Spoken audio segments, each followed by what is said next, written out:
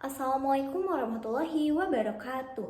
Halo semuanya, perkenalkan nama saya Kalisa Tifa Chandra dengan nomor absen 19 dari kelas 10-5. Jadi, pada kesempatan kali ini, saya akan memaparkan suatu materi Bahasa Indonesia kelas 10, yaitu tentang puisi. Mari kita simak videonya ya.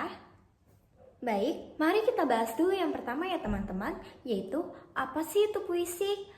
Jadi, puisi merupakan suatu karya sastra yang berisikan tentang ungkapan hati, perasaan, pikiran dari seorang penyair yang dituangkan dengan memanfaatkan segala daya bahasa, kreativitas, dan imajinasi pengarang dengan memanfaatkan rangkaian bahasa yang indah dan juga berisikan irama dan juga maknanya. Kita lanjut ke ciri-cirinya. Jadi, ciri-ciri puisi yang pertama ada bentuk padat dan bermakna konotatif. Apa sih makna konotatif? Jadi, makna konotatif yaitu nama lain dari makna kiasan, yang artinya maknanya berbeda dari kata sebenarnya. Yang kedua, ada bentuk yang terstruktur. Lalu, yang ketiga, ada mengandung imajinasi dan juga perasaan. Seperti yang tadi aku bilang di pengertian bahwa merupakan hasil karya dari suatu pikiran, hati ataupun perasaan dari seorang pengarang puisi tersebut. Maka dari ciri-cirinya juga berisikan imajinasi ataupun perasaan dari suatu pengarang tersebut. Yang keempat, menggunakan majas ataupun gaya bahasa. Yang kelima, puisi mengandung rima dan juga irama. Nah, kita lanjut ke tujuan. Apa sih tujuan dari puisi? Tujuan puisi yang pertama adalah mengekspresikan perasaan dari penyair. Lalu yang kedua untuk menyampaikan suatu pesan moral ataupun sosial. Yang ketiga memberikan keindahan estetika melalui suatu bahasa ataupun karya sastra. Oke, kita lanjut ke jenis-jenis puisi. Di jenis-jenis puisi terdapat dua jenis, yaitu berdasarkan waktunya dan juga berdasarkan isinya. Kita bahas dulu yang berdasarkan waktunya ya teman-teman. Nah, di berdasarkan waktunya, yang pertama ada puisi lama. Apa sih itu puisi lama?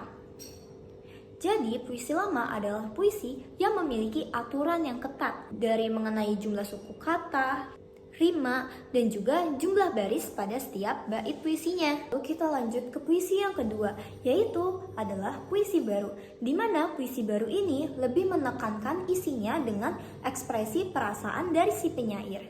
Lalu yang ketiga ada puisi modern. Nah, kalau puisi modern ini memiliki kebebasan aturan yang sangat luas, seperti lebih kebebasan dalam berekspresi, ataupun penggambaran perasaan. Nah, kita lanjut yang berdasarkan isinya.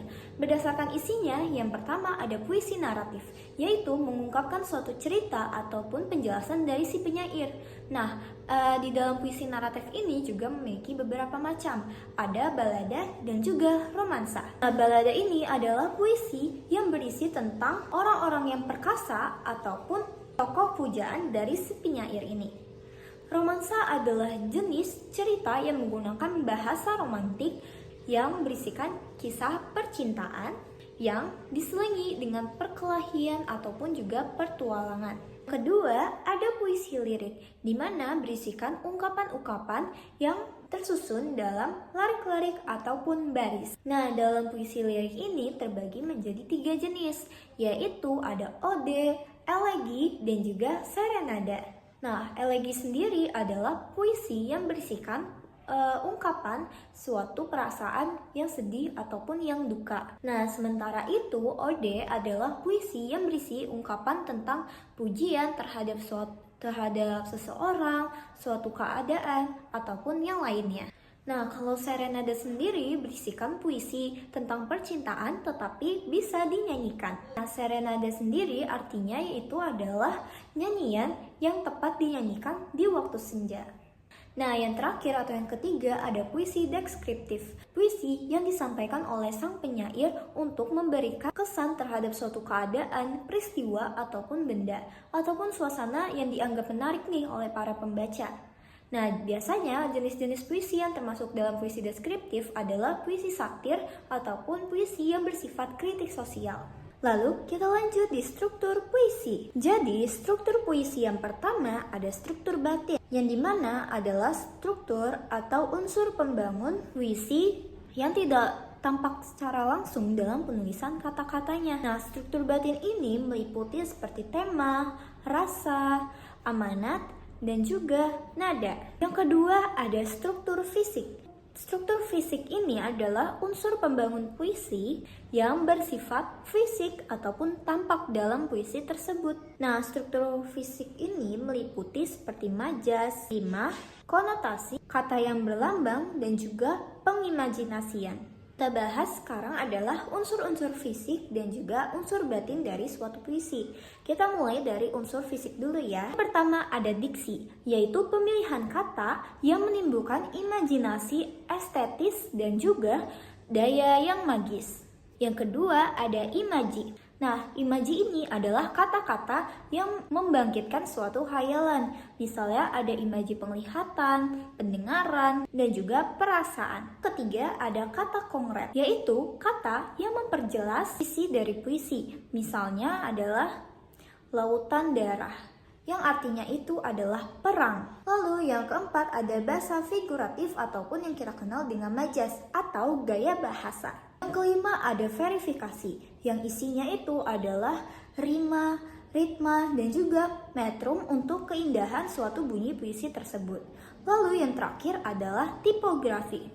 Nah, tipografi itu adalah tata letak puisi, di mana berisikan tentang pengaturan baris, margin huruf kapital ataupun juga tanda baca. Kita bahas tentang unsur batinnya. Nah, unsur batinnya itu adalah tema. Nah, tema ini berisikan ide pokok dari suatu puisi tersebut. Yang kedua ada rasa, yaitu emosi dari suatu penyair ataupun ungkapan perasaan dari suatu penyair. Lalu yang ketiga ada nada, yaitu sikap penyair terhadap para pembaca yang membaca puisi tersebut. Yang keempat ada amanat. Nah, amanat ini adalah pesan moral dari isi puisi tersebut.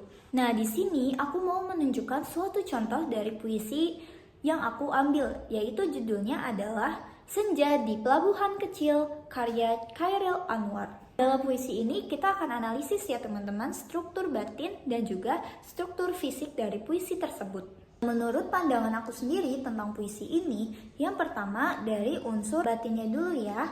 Yang pertama ada tema. Menurut pandangan aku, di sini temanya adalah tentang kesepian dari perpisahan. Karena di sini menunjukkan latar waktu senja dan juga pelabuhan yang memberikan suasana melankolis tentang perpisahan ataupun akhir dari sebuah perjalanan. Kedua ada rasa.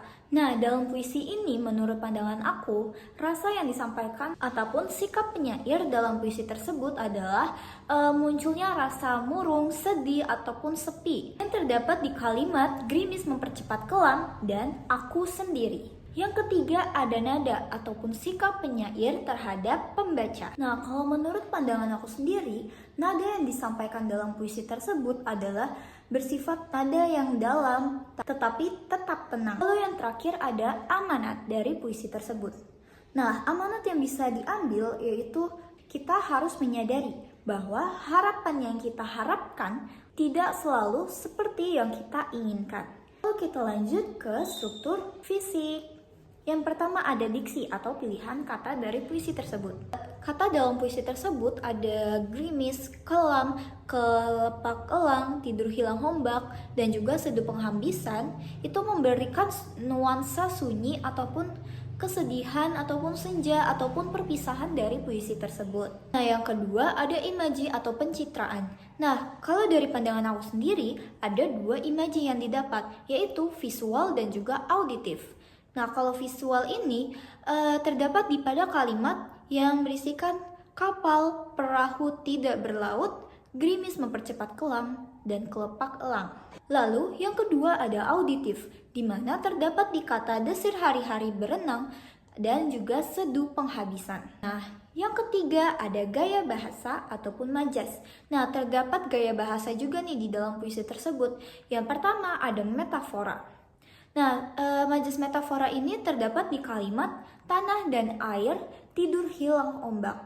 Nah, yang menggambarkan ketiadaan harapan ataupun pergerakan. Lalu yang kedua ada personifikasi. Terdapat di kalimat kapal perahu tiada berlaut menghembus diri. Nah, ini tuh memberikan sifat manusia terhadap benda mati. Lalu yang ketiga ada repetisi. Terdapat di kalimat, tiada lagi aku sendiri, yang menegaskan bahwa tentang kesendirian. Nah, yang keempat ada rima. Nah, dalam puisi ini tidak menggunakan rima yang teratur, yang dimana bisa kita sebut sebagai puisi modern yang tidak terikat pada aturan-aturan yang ketat. Dan yang terakhir ada tipografi. Nah, puisi ini tuh berisikan 3 bait yang panjang tetapi tidak simetris. Yang ini mencerminkan suatu kebebasan untuk puisi modern yang tidak terikat oleh jumlah baris ataupun pola tertentu. Baik teman-teman semuanya, itu dia penjelasan materi tentang puisi bahasa Indonesia kelas 10. Nah, saya pamit undur diri. Terima kasih dan sampai jumpa.